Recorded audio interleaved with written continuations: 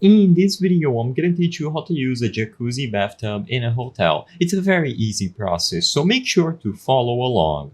First, when you find the jacuzzi, you will have to turn it on and off. Usually, there will be a button dedicated to turning the motor on and off. So find this switch, and it is going to be typically located near the tub, on the side panel, or on the wall nearby.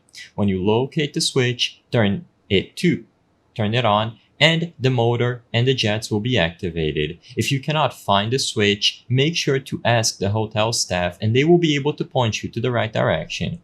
Once you have the motors and the jets on, you simply have to adjust the power using the dials or the buttons. Beside or somewhere along the on and off switch, there will also be a bunch of dials and buttons that you can press. All of these will be to adjust the power of the jets to your own liking. You will be able to find little icons or diagrams near those dials to help you understand all the controls of the jacuzzi. So usually, these controls will allow you to increase or decrease the intensity of the water flow, and you can experiment with different settings until you find something that satisfies you and the level of relaxation that you want to get.